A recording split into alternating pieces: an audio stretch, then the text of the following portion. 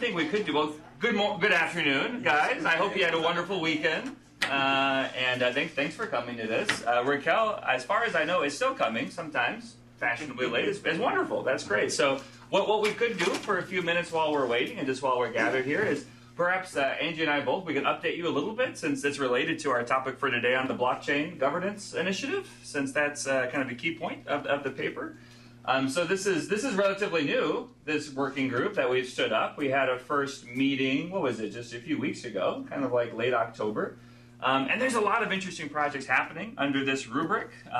Raquel's work at SICE is part of that. But just to give you kind of a feel for some of the other stuff that we're going, just in case it's relevant to your research. So property rights is very keen. There's a big intersection there with blockchain these days. So lots of governments are experimenting with blockchain technology in terms of registering property in a more transparent, harder to hack manner. So there's a group that's interested in that and very much following up in that space. There's another one looking at kind of critical infrastructure and certificate authorities, which is kind of fun if you're nerdy like me and enjoy that kind of thing. So there's that going on. There's another stream looking at kind of fintech and financial aspects of blockchain. So that's going to kind of come up. We're doing this meeting at IU's Washington, D.C. Advancement Center. When is that, Angie? It's the first week of April, is that right? Or March? 4th and 5th. 4th and 5th of April. Hold on, I'll check. And I think, so either there's an opportunity, in other words, to physically come, to Washington to be a part of that, or to beam into it, at least if you're interested. So that's going to be very focused on privacy, financial sector management, with blockchain kind of overtones to a lot of that.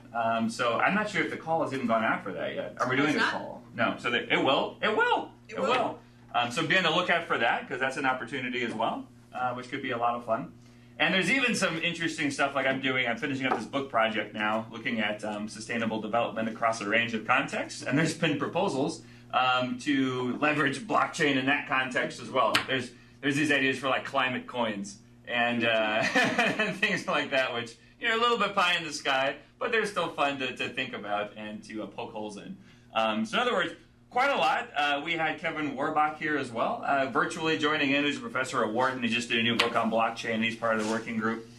So if you're not on that list and you're interested in blockchain stuff, all you would do is Google Ostrom and blockchain, and there you go. You can join up and be on the lookout. Angie, you have another exciting project, the Accord project, right? Is that what it's called? Right. Yeah. Remind me, what's that? Or remind the group, what's that one about? We're working on the Accord project is a group working on smart contracts in a lot of different areas. Mm-hmm. And we are working on the dispute resolution portion of that, which is sort of an unexamined area. So we're designing into the smart contract clauses and automatic mechanisms that will facilitate reversal of charges and different things like that. Mm-hmm. So, Mm-hmm. I was in Japan talking with some of the group last week, partially, and they are really looking for some students to get engaged in that conversation as well, or anybody in all fairness, but it's some of it is sort of student-like in that it is research at first and a lot of background and a lot of sort of sit in front of a computer and actually do the data and the coding and stuff. Mm-hmm. But so smart contracts are in the Accord project especially is using Ethereum, which is a very user-friendly type of programming. I'm not even sure you should really call it programming in all fairness. It's a very if-then environment, and so you don't have to understand Python, for example, which I understand enough to be dangerous. Mm-hmm. We're already building the smart contracts, so without having that level of knowledge. So if you're interested, send me an email. Which is pretty awesome. It is pretty awesome. On the ground floor. Yep. Yeah. And the last project that I'll mention is, I'll draw it out for 55 minutes here, I'm kidding. Plenty of stuff we can keep talking about, right? Is the next book project that I have under contract is going to be coming out next summer. It's on the Internet of Everything, what everyone needs to know, that I'm co-authoring with someone at Microsoft. But big part of the Internet of Things is building trust in distributed systems, which is far easier said than done. So there's some interesting kind of blockchain applications that some groups are experimenting with there. So if you're interested in IoT stuff and blockchain, then there's a chance very much to get involved in that project too. That'll be going on most of next year. So There you go. That's the quick once over of the of the blockchain governance initiative. Did you guys have anybody have any questions or comments about any of that stuff? Or Did you mention the student group, IU Blockchain? Oh yeah, I should have. Yeah, there is a student group, a very active one. There was just a big event. There was Women in Blockchain, right? There was. What was that? A few weeks ago now. Really well attended. Ridiculously well attended. Yeah. So it's IU Blockchain. If you Google it. Yeah, it is. They have a nice site, and they have a lot of, for example, just basic videos of what is a blockchain exactly and how does this work. So if you're really coming at this from a fresh starting point, it's a good landing page to begin with. Yes. Yeah. And they're also looking for more students to get involved and projects that they could deploy students on. Mm-hmm. Mm-hmm. So I would anticipate them getting more involved with our project and others, I'm sure. Yeah, there was talk about doing a case competition, like a student case competition around blockchain sometime in the spring, and then doing a conference up in Chicago sometime next fall, like a Midwest blockchain conference, because there hasn't been one of those yet. And my guess is both from the research side and also the industry side, there'll be a fair amount of interest in standing that up. And we also have an advancement center in Chicago now that we can take advantage of to host it, which would be good. Sweet, do we? We do, I know. Look at us, our tentacles. They're expanding all over. So there's that. And welcome, Raquel. Perfect timing. I found you. Look at this. You followed the breadcrumbs. We should have put this invite on blockchain. It would have been. No, welcome. No, this is perfect. This is because we were just kind of going through the context a little bit about some of the research going on. So this is wonderful. Okay. Welcome. Okay, and I'm legally parked, so hopefully my car is there when I return. No, so. we'll figure that out. Yeah, no worries. Behind the yellow building, which I thought was where we were going to be, and. Oh yeah, it's. They said there's we have a whole block here. I mean, we're taking over. Yeah. Yeah. So anyway, I'm behind the welcome. yellow building, parked illegally. Oh, do we have display, or may I use your? There, oh, right. You can. So you have some slides here. Yeah, let's get them. Let's just get these a couple pulled up. because I only. No, that's 5 fine. minutes, so. That's fine. Do you have them just on a flash drive? Or? Yeah, I do. Okay, perfect. Wonderful. Okay. Well, as you do that, perhaps I will properly introduce you, if that sounds okay. That sounds okay. And we need Where's to do. USB? I think it's right down there. Okay. Yeah. We had to do this as well. I love that everyone just plugs things in all over the place and then Talk about security, right? around. It's fine. Don't We were in worry. this government building that they couldn't even get email. And I'm like, well, I have a flash drive. And someone else said, well, great. So we used my flash drive. I'm like, oh my. It is a little funny, isn't it? This Dr. is the Brad, better this is the things alternative? that gives them headaches. Yeah. Yeah. Oh, yeah. But no, this is great. Wonderful. Okay, so let me introduce Raquel. And we need to turn the projector on. That would be helpful. And Catherine, could you get it's the one to your left. That one. Oh, is it over there? Right, that. No, the lights are. Oh, the lights are over there. Let's go. Okay, so Hit it once. let me see. No, just hit it once. Get your list. There we go. Yeah, Success. Okay. So if it's okay, let's go ahead and jump in here. So we are very happy to welcome Professor Raquel Hill to the Ostrom Colloquium series here. Raquel is a tenured associate professor at SAIS, our School of Informatics, Computing, and Engineering here at IU, where she directs the cybersecurity program. She holds both a BS and MS in computer science from Georgia Tech and a PhD from a no-name university from Harvard. And today she's going to be talking with us about combating workflow failures with integrated base checkpoint and blockchain, which is specific, I know, but there are a lot of kind of bigger implications in terms of governance and the potentials and pitfalls of blockchain technology. So without further ado, thank you so much for being here, Raquel. And I'll get over there. I'll get out of your way. Oh, okay. No, you're fine. You're not in my way. I don't need that much Okay. room. So I know this topic probably seems to be a little bit outside of governance, but I think that it has all to do with governance as it relates to scientific experiments and ensuring that we adhere to the scientific method. So when we look at, I guess the most important term in that title is integrity. And so when it comes down to integrity, and specifically integrity of data as it relates to scientific experiments, we're talking about being able to verify the origin of data, ensuring that the data has not been altered. And if it has been altered, we want to ensure that we have policies, procedures, protocols, and mechanisms in place to ensure that we are able to detect that the data has been altered. And so this becomes very important for scientific experiments. And so when we look at workflows are basically the processes that are needed in order to, launch a series of experiments. And we're talking about, in this paper, we're talking more about big data experiments, whether it deals with the atmosphere, whether we are doing some DNA, genetic processing, where we need many computational nodes in order to execute the actual analysis that we're trying to do. So with regards to these workflow environments, there are always different types of failures. We can have node failures, we can have failure to actually transfer data that is needed, and the research that looks at failures in distributed systems don't necessarily look at the issue of integrity and integrity of data. And so this is where this work that's part of a bigger project that's trying to look at integrity in these systems that are being used for large-scale experimentation, to add the issue of integrity into the system, because a workflow can also fail when the data that is being analyzed, if there is corruption of the data. And one of the reasons we're looking at issues of data corruption, not even from a malicious standpoint, but was data actually can decay as it's stored. If we're transmitting data and we're using protocols like the Transmission Control Protocol, we know it as TCP, the checksums that are used for integrity for TCP are not sufficient to be able to detect corruption of data in transmission for big, large data files.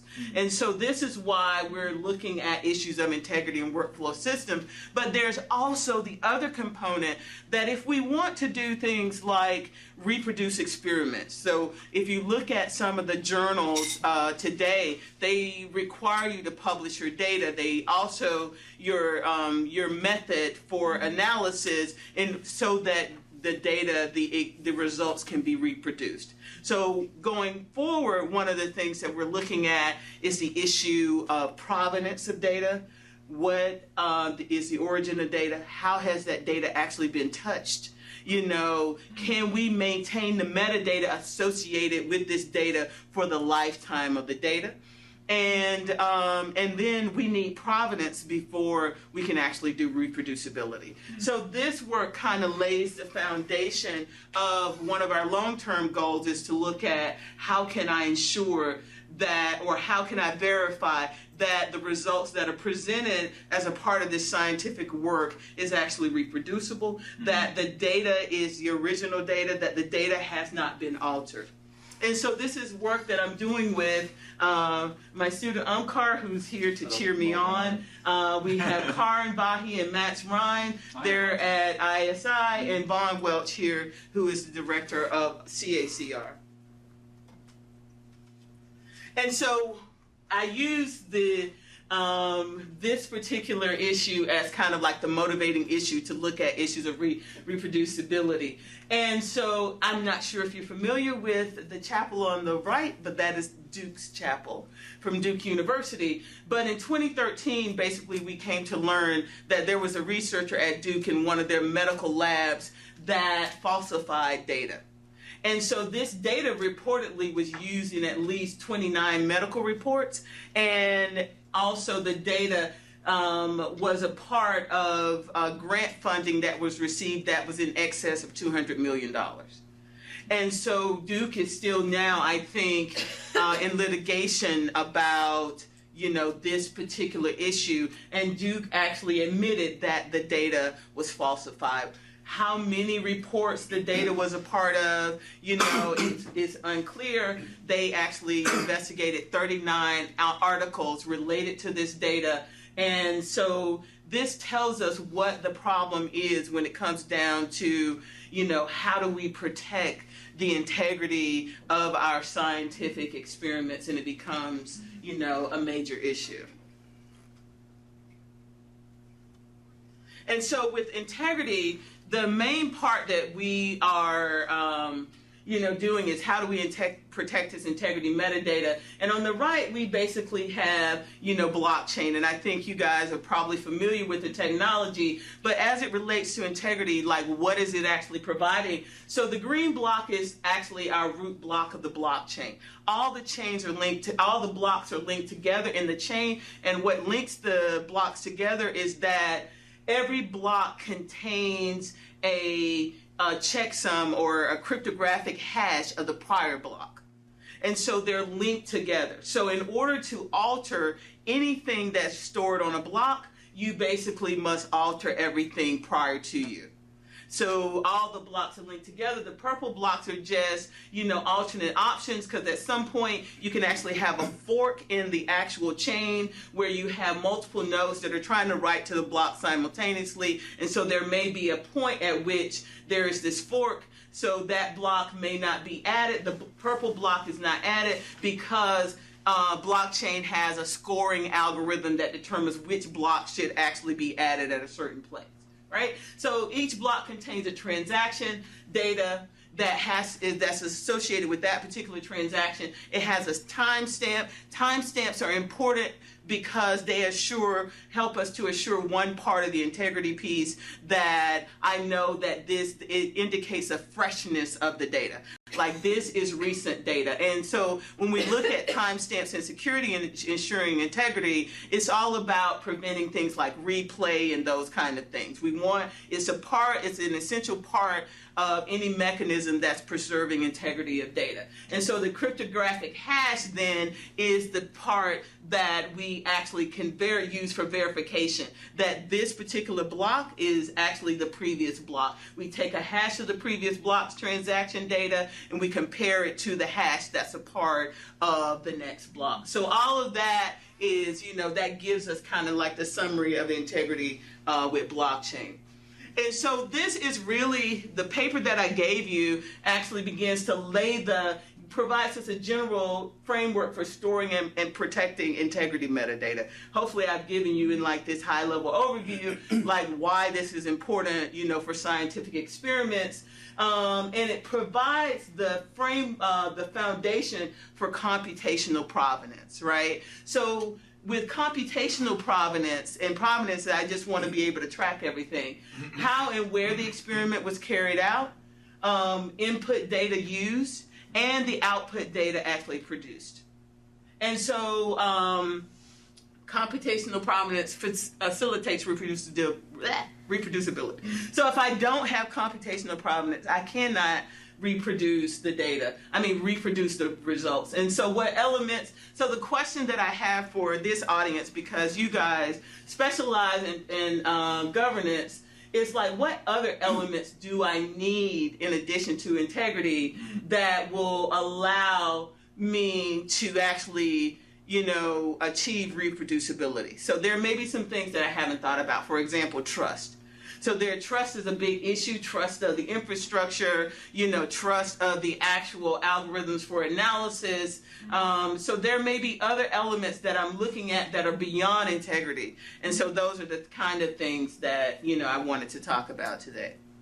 So hopefully No, it's very helpful. No, Yeah. Thank you so much. Yeah, that's wonderful. Yeah, okay, go ahead. And we'll start the queue. So Angie, if you want to pick us up. I was trying to get in the queue. Sorry, I didn't mean to interrupt you. No, that's fine. Yeah. I thought you were saying like, hey, I've got some suggestions right away. Okay. Hi, I'm Angie. Sorry. I should start with, Hey, you hi, guys I'm met Angie. before? Yeah, We okay. have not met in person. I think Okay. we've been on even. So can you go back one more? Okay. Because, so, can I ask just a couple simple questions? So Yes. first, public blockchain, private blockchain. This right now, we're looking at doing it in a public blockchain. I think with these results that we have, we did it on a test. We did it on their test blockchain. But we're looking to do this in a public blockchain and not necessarily a private blockchain. So part of the reason I ask is one of the questions that I would have is your green box there. Mm-hmm. Integrity is important following the chain, but it doesn't ensure correctness at the root. So what happens if I put in crappy data to start the blockchain? It doesn't eliminate the dupe problem. Yeah, Falsified data to start the blockchain reproduces falsified data. And then but my question is, how do you form a framework or you identify stake. That's why I wanted public or private, because to me, the private blockchain allows for, let's say, one of our major scientific granting institutions to be able to verify original data placed in a blockchain that cannot be corrupted by, let's say, people who don't believe in climate change.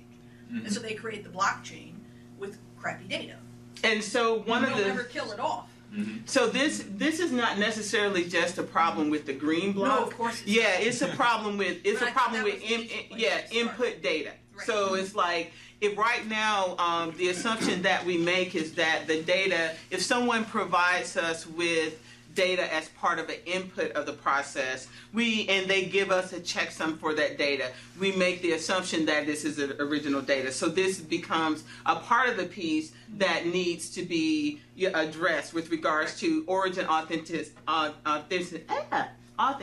of the original data. So, because in the case of the Duke data, this data was actually coming from an experiment that was supposed to be measuring something about the lung capacity, and so I'm not exactly sure how that data was extracted, but that becomes an important piece. Like, if you're providing me with input data, how do I ensure that that data is not tampered with? So you actually need a separate process that provides some provenance for that particular data, including like looking at the processes for how that data was collected and metadata to any updates of that, of that particular data. So you almost need, you definitely need like provenance metadata for the input data into any process. I think it's easier to try to automate that process for output data because you have processes that are actually running. If we're looking at, there's an algorithm or an application that's doing some analysis on the data, and this analysis is actually happening within, some computing process, then we can actually track what's being produced by that process given the algorithm, and we can actually look at whatever application that's running in order to, produce these results. But the input data, that's definitely another challenge where it's going to be dependent upon the domain in which the data is being collected and how much can we automate a process for creating metadata for that. But that's an important issue that we are making assumptions about in this particular work, trusting the input, but then there is that problem with, where are we getting this data from? What do we know about this data? How often has this data been touched? And has this data been actually altered? And so I think probably and I don't know if it was in this particular case with Duke, but part of the issues with, I know a data from at least one case, and I can't remember if I'm mixing it up with Duke, was that the results were just too good. So where the researchers were actually questioning the trustworthiness of the data because the results were just too good, and no other research group had actually seen, data that would produce such good results. So even when I think that you may not have the origin information for data, then it may be possible, to look at the results to understand, try to make some implications of whether this data should be trustworthy or not. So I think, you definitely bring up an important point. Like, if I have the inputs, how then do I define a process that would allow me to evaluate the trustworthiness of this data? Yeah. Oh, sure, Lee. Do you want to go next? Yeah, that's fine. Well, it was essentially on that point too, that garbage in, garbage out. Right. So it's verified. But it has blockchain in front of it. Yeah. So I guess so. There have been several cryptocurrencies that have failed using blockchain, and then the question is, okay, how do we revise the system given this has failed? How here could blockchain fail? And there's absent the problem. Let's suppose the guys input the data right. Then is this, And we have a number of people who are coming at this fresh, so it might be good, Raquel, just to go through some of the basic security problems. So the things with regards to blockchain and where it lies with regards to integrity. So there are Basically, it's a decentralized verification. Yeah, so decentralized verification, but what it's relying on is crypto, right? Cryptography. Right. So you have your cryptographic identities, right? And these are, the public private key pairs, right? So basically my private key is private and my public key allows you to verify my identity, okay? So, so now where it could fail is somehow someone's private key is compromised. So now I can impersonate, this entity. So this becomes a failure just with, blockchain. And I think there in some place, somehow there was, and one failure with some of the cryptocurrency, it had to do with private keys being compromised and people being able to actually steal the cryptocurrency and impersonate someone else. So whenever a private key is compromised, then this is a problem, right? This is kind of some of the basics. So let's say that I'm using another problem. So this is compromise of the keys. These are some basic things. There is, if I'm using a hashing cryptographic hash function that has vulnerabilities. So a lot of times, what is happening, we may be using deprecated, functions where we know that there are specific vulnerabilities and I can actually, try to produce an equivalent hash, or produce a hash that makes you think that it is the hash associated with a piece of data, right? So there is like SHA-1 and there are some a set of hash functions that have they are subject to a length extension attack. So if I introduce new data, I can actually create a hash that can be presented as, the hash of the original data, right? So length extension attacks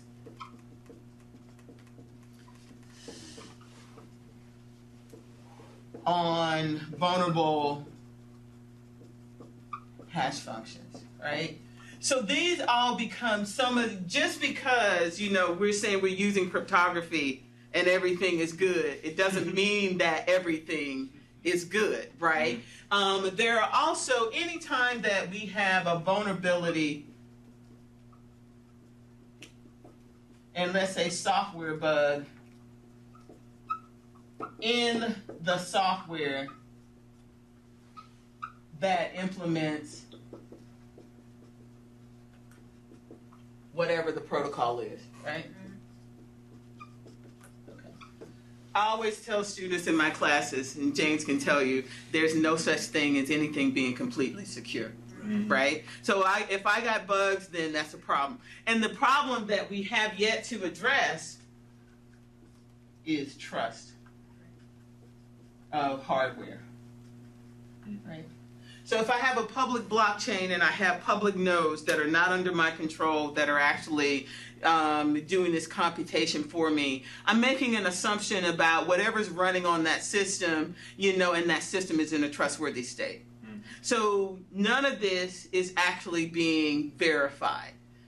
So if my system is not in a trustworthy state, can I trust the processes that are actually running on that system? Right? And so this may be a situation where the private blockchain comes into play, where I can actually lock down those systems and I can attest to what the software stack is that's running on those systems. So given that, then I trust the maintenance of whatever their private key is and how that's being stored, and I can trust the process itself, right? So just because there's blockchain in front of it and we see it as the end-all be-all, the whole purpose of using blockchain in this scenario is because of, the strength of cryptography, the fact that it is allowing us to preserve the integrity data.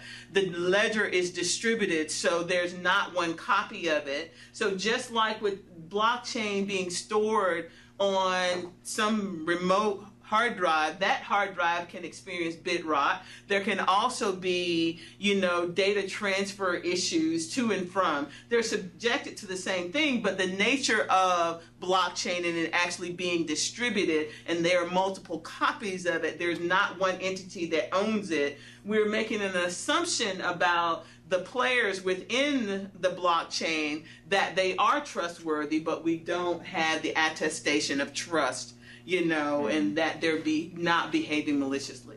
When we're looking at the proof of work approach, then basically you have to compromise over 50% of the nodes in order to compromise the system. But that's even assuming that, they are in an uncompromised state. So there are definitely security issues that I'm not trying to gloss over. So the proof of concept piece of this is that we really want something, that is going to allow us to ensure integrity so that we can, then move forward and say, I must have integrity before I can have provenance of data. And then this is a way that I can store this in an integrity preserving way. But that doesn't negate the problem of, inputs to the system. How do I verify that? Yeah. And that, I think, is going to be domain specific. I think you were next, and then we'll go. Yeah. These are less questions and more just comments. First of all, I found the presentation very helpful. I was a little bit confused about the paper's relation to governance, but then having you spell it out was like, oh, okay. You can thank Scott for that, because I didn't realize that, when I gave you guys the paper that there really needed to be a governance focus. So I thought I could just come in and talk about cybersecurity and it would be cool, right? And so, but I got a late night email and I said, okay, Scott, I got you. So this. Yeah, it was very helpful for kind of framing everything. And related to that, I'm not sure, I guess, who the audience is for this paper, but I think that there would be an audience in social sciences, especially those who do quantitative research, who would be very interested in this discussion. And I wonder if that's kind of the venue that you would consider speaking to as we kind of work on this project more, and maybe write a different paper for them that focuses less on blockchain specifically, but more about kind of potential compromises of data. Yeah, and this audience was actually, the audience that this paper is geared to is like a security and blockchain, audience. So that's why the paper is written the way it is. And I think that there's definitely a need to, like, for social scientists, and also not just social scientists, but some of our other traditional scientists, like the physicists and the atmospheric sciences that are studying, the atmosphere, and those studying, volcanic eruptions and, what's going on, with climate change and its impact. So I do think that there's a need to actually, present this work to a broader audience. And I don't think we've actually, thought about that, because at this moment, because we're just at the beginnings of, how do we get to, provenance and then reproducibility, because reproducibility itself is very domain specific. And so it's all about the closeness of the results, and, what close means is different dependent upon, the audience. The initial stages early on, my sense is that the social sciences aren't making much use of blockchain technology yet. So I think a generalized overview piece like that would be really helpful in demystifying the blockchains. Yes, sir. I think you're next. Yeah, thanks very much. I'm thinking about how this can be applied to the areas where I'm involved more or less directly. One which is academic research, another one is public policy analysis. And as far as the academic research is concerned, my understanding is that you propose a procedure, protocol, a routine that can perform blockchain-based integrity analysis of big data. Yes. And in the case of research, that might be a part of screening process before you put your research results in public domain, before you send a paper to be published in the journal. Can it be subject to this kind of screening? You know what? It can be if they have done their analysis. Like this system that we're using is a Pegasus workflow system, and there are a lot of scientists that are actually using it all over the country. And for different types of computation. I think in the paper, we're looking at earthquake data. Yeah. So some of it was from NASA, and so they're using like the Pegasus workflow system to actually execute their experiments because they may not have the computational infrastructure to actually do it. So what they have done as a baseline for Pegasus is that they are storing hashes for everything. And so they're taking a checkpoint all, when checkpointing means that I'm going to take this data that's input or output data and I'm going to store it to permanent storage. And so what they're doing is saying, I'm going to take this checkpoint data and for integrity data, and I'm going to store all of it. And they're doing it in a very fine-grained way. And so in this paper, what we've done is provided options for different strategies for doing that checkpointing of integrity data. And I think that anyone who has worked, who have large scientific experiments that, that is running on, using like the Pegasus workflow system, this can be a way of basically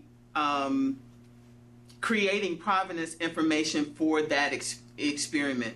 So even if they're introducing data, we know that this becomes the input for the experiment and this is everything that was generated. So if someone, given what they, not looking at the problem of, they may have altered their input data, but even from the reproducibility standpoint of, give me your data, give me your analysis, and then let me see if I can actually reproduce these results.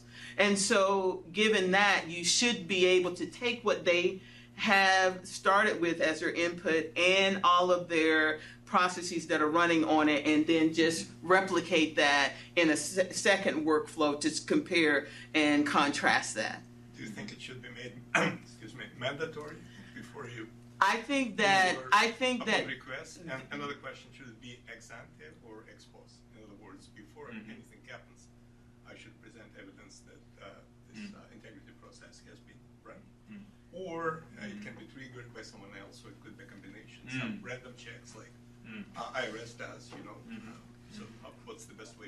I think that's an interesting question. I think if you look at some of the venues, like some of the journals, they really are looking, for the ability to evaluate the integrity of the scientific method that was used to produce some results.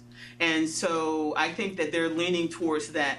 If they had a mechanism that they had some level of trust in, that, they would actually make this a required policy.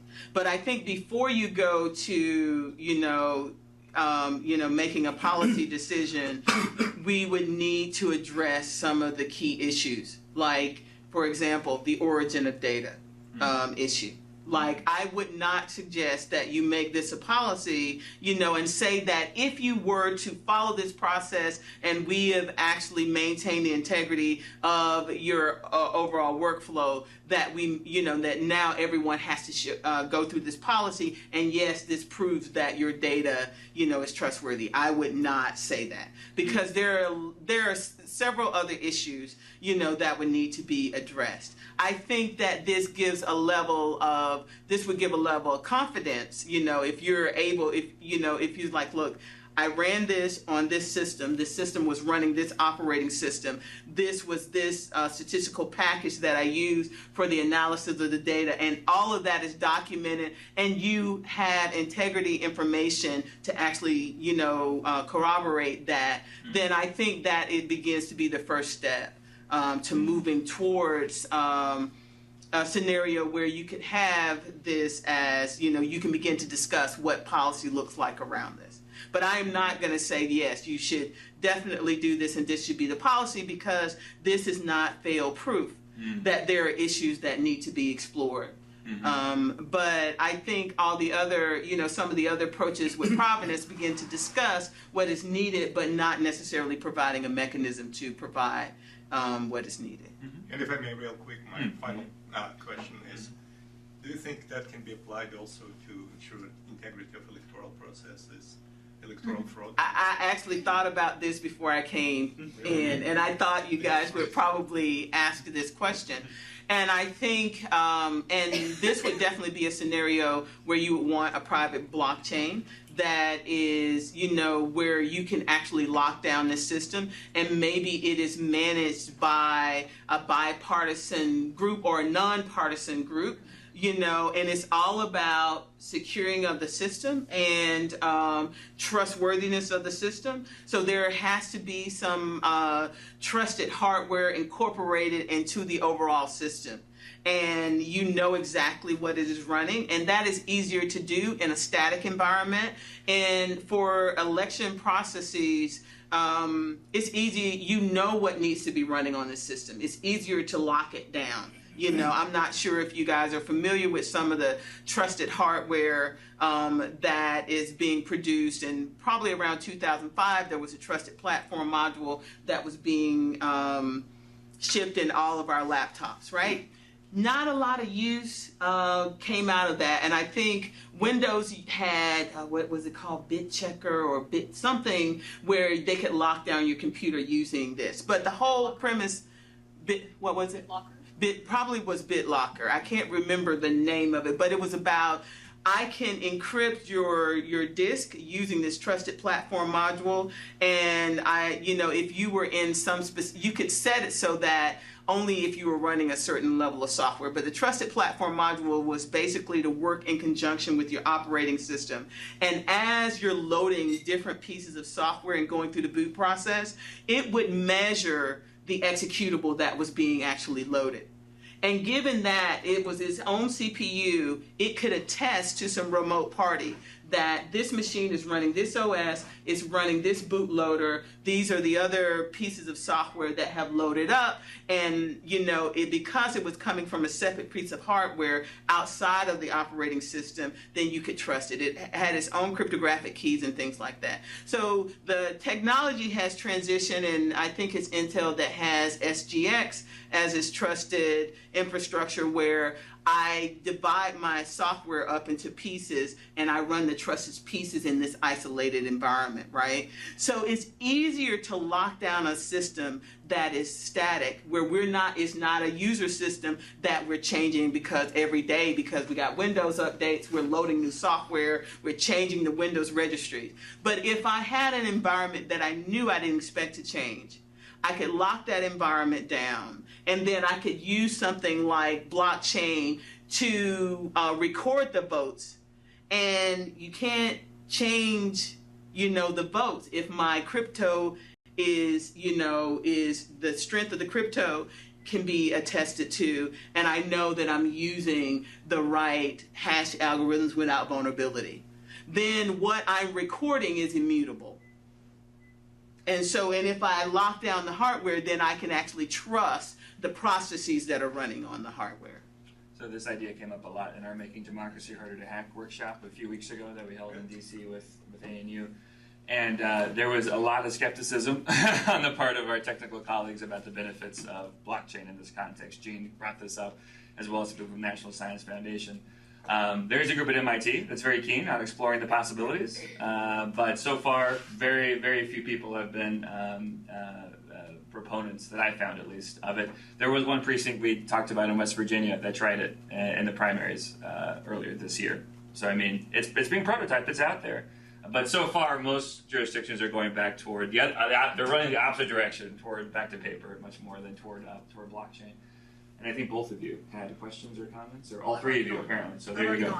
So yeah. So maybe you next, and then we'll do. Yeah. I was just gonna bring up that in relation to the hardware BitLocker encryption thing, Intel just released information about port smash, which is actually a side channel attack to that.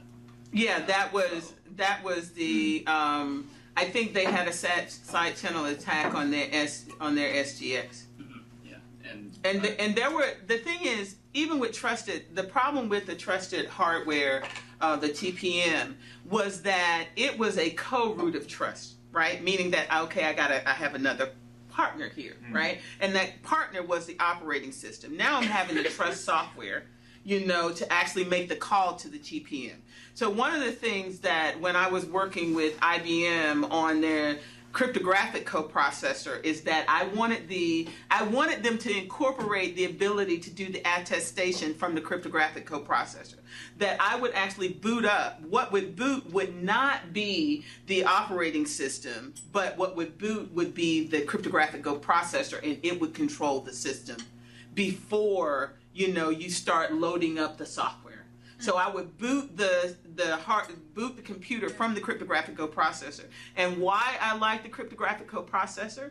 Because it would self-destruct if you would physically tamper with it. Sure. Nice. And so so basically, if someone wanted to try to compromise the system, and it had access control to its actual features. So if you try to physically tamper with it, which is the case with voting machines and everything, it would just ink itself out. You couldn't recover any keys. You could not recover, anything, and try to tamper with, whatever results you had. It would self-destruct. And so you would have to, store the keys in a secure place in order to try to replicate it, or you have a replicated version of the system. But it was tamper-proof in that, tamper-resistant in that, you could try to tamper with it, but it was self-destruct. So there have been, side channel attacks with the SGX and also with the TPM because you had to trust hardware. But there are, scenarios. So that's why, Scott, I think blockchain is not the end-all be-all because you still have to rely upon, the overall systems being trusted. And if you cannot do that, then you can't trust the software that's actually running. And the blockchain is just the implementation of protocols, right? It's software. Yeah, totally. Yep. Not all things to all people. So, yes, and then Sam? Yeah. So I'd like to relate this to the storage with blockchain and at the enterprise level. So if I'm putting in a consumer's shoes and I'm something like my data, like transactional data, is stored on an enterprise level and my records are immutable, how are companies prepping to be able to provide, the consumer's set of rights? There's a lot of data protection legislation that gives me certain rights where I can edit, correct, or delete my data. How is blockchain prepping to do that? The rights to be forgotten in an age of blockchain. I love it. So I don't think so.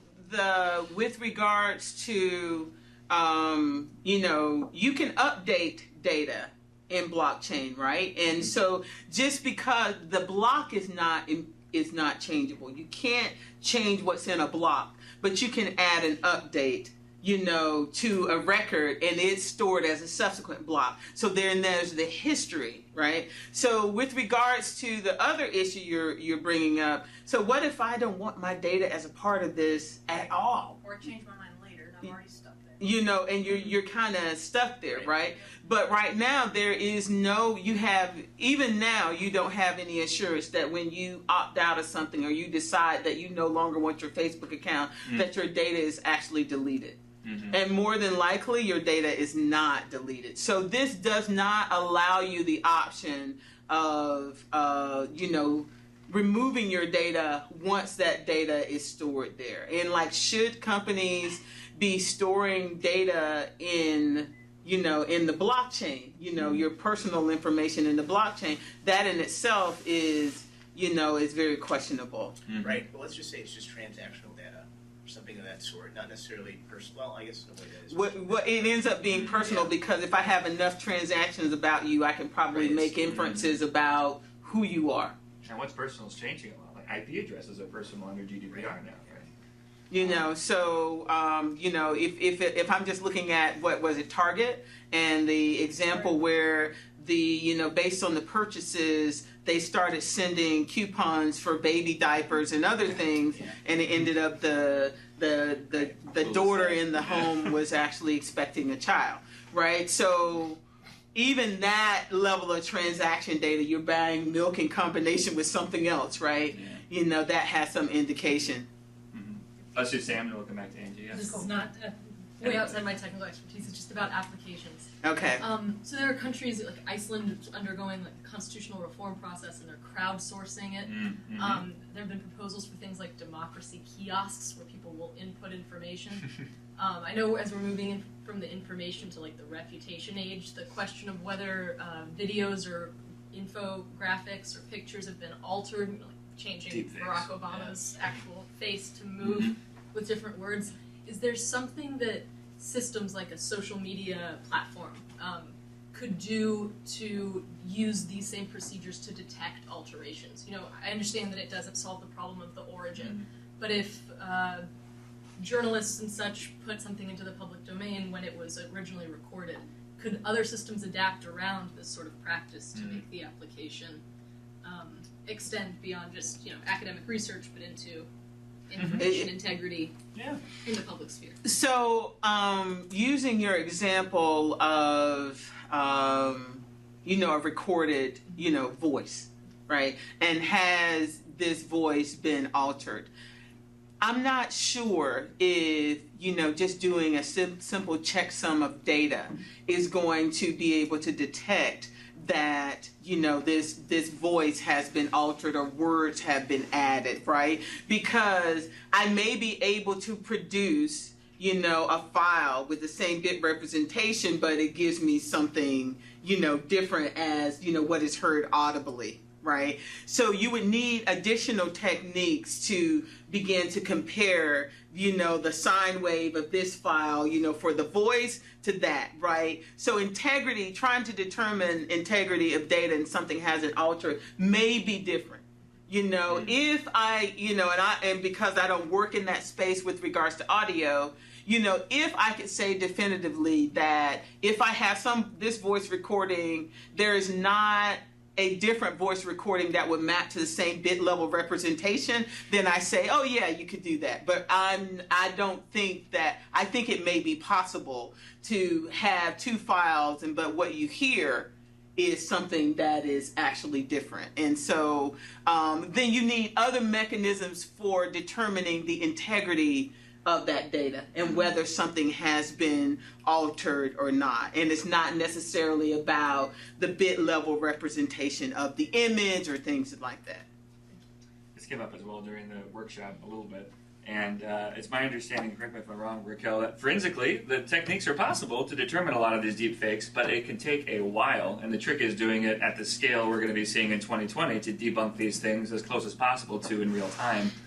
And technically, that sounds like quite the challenge. So we had Angie and then Lee. That's probably going to finish us off. So we'll do a lightning round. Let's do a lightning round. Let's collect it. So give you some quick questions. Since you have people who are new to this, can you talk a little bit about exactly what Scott's leading to there?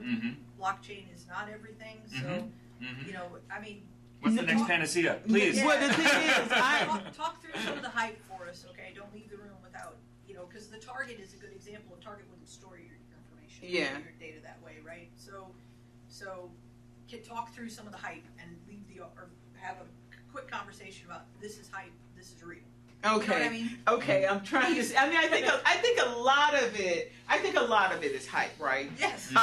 So, and I think people have gotten so excited about the possibility of having like this electronic currency that you're not relying on the banking industry to, to provide the infrastructure, for money. I would not invest into blockchain currency, and I think that into cryptocurrency. I personally would not. right? So this is not, what I'm presenting is not about cryptocurrency. It's about the application of blockchain in order to preserve the integrity of data that I want to, to store and create a record of metadata that would lead me to provenance. I didn't come here to talk about, like Bitcoin and other issues because of all the things that I said about the vulnerabilities here, am I going to entrust my money to an implementation? I'll tell you, and James can tell you this. I tell you, in every, 10 lines of code, there is a bug, right? And so now I'm entrusting. I know that there are processes and procedures in banks that I don't necessarily trust, but do I trust, software that could be, I don't know, 1 million lines of code, and for every 10 lines of code there's a bug, so that just kind of tells you where I'm looking at 100,000. I don't know why you're asking me to do math. 100,000 bugs, right? Which are not, when I worked as a software developer for a company for 3 years, right? We cannot test everything. We only catch the bugs that our test suite are actually designed to test the major ones. So, there are bugs out there, and with the 0-day exploits every day, right? So this is part of, the hype that the blockchain is going to solve all our problems in our cryptocurrency, and we've seen currency being hijacked and things like that. And when I talk about the difficulty of locking down a system and being able to trust whether your system is in a trustworthy state or not. Whether it's going to behave in a manner that I expect it to behave. I don't even trust my laptop, neither one of them. I don't even, like what state is it in? I hope it's in a pretty good state, but how am I locking this down? What are the processes and procedures for this, right? So I'm not one coming and saying, hey, let's jump on the blockchain wave. I'm not, because there are a lot of issues that go around this. Blockchain is software. Software has vulnerabilities that can be exploited, and there are people every day trying to find them. So the more you invest in something, the more that becomes a target. And so that's the thing that you need to understand. There's nothing that is completely secure. We look at issues of our secure socket layer, SSL. And if you see the lock, now we say that it is trustworthy, but there is, we can encode that URL in different languages, and Amazon.com can be Amazon.com in a different language, but it's presented in the English as the same, but it can be 2 different websites. And so that, just because I have secure socket layer and they verify that the public key certificate is the one associated with Amazon.com in English and Amazon.com in Cyrillic, then, but you don't know as a consumer that what you're looking at is 2 different Amazon.coms because it's being presented to you as AMAZON. Okay? So this becomes, I just use that example to help you understand, the hype and the issues, around that. So I don't know if that did enough to debunk it. I just want people to understand that there are issues associated with using, any technology, that it's not going to be the end all be all, and when we're looking at something as cryptographic, asymmetric cryptography that provides us with our cryptographic identities, we also know that if I introduce a root of trust into the system that can bypass the root of trust that is associated with our browser, then guess what? That lock is meaningless. So we can work around even the crypto. And we talked about this, I'm pick on James because he's in class, but there was the Lenovo Superfish Malware, where the Lenovo actually introduced adware, where they stored a root certificate in the operating system that was considered to be a private certificate that even Google Chrome although it uses certificate pinning in its browser, meaning that I'm only going to use a trusted certificate authority, it allows the operating system to store this private root certificate to support organizations being able to decrypt all of the communications of their employees. So it did not verify that. So that's why, there you have to understand the fine-grained details of an implementation. Crypto, we got hard crypto that we know that is computationally infeasible to, reverse the crypto with asymmetric cryptography. If your key length is long enough and we're using RSA with, a certain, key size and things of that nature. We know it's computationally hard to do. But if I introduce something that bypasses, that, the crypto is not wrong. It gets to the process. So this is, I think, what you want, what you're saying, like, look, guys, there's no such thing as something that's, that is totally secure, especially when it comes to crypto and I'm relying on processes. And I think that processes and procedures, which that's what I think governance is all about, right? What are the processes and procedures? And when you're dealing with security, you have to look at some of those fine-grained things. I think there was another question. That was a wonderful way, I think, we're actually out of time. Okay, and hopefully my car is still behind your yellow house. One would hope. Now we know a guy. But guys, please join me in thanking Professor Hill for a really excellent presentation there. That was wonderful. I think we're all much better informed, a little more paranoid, but much better.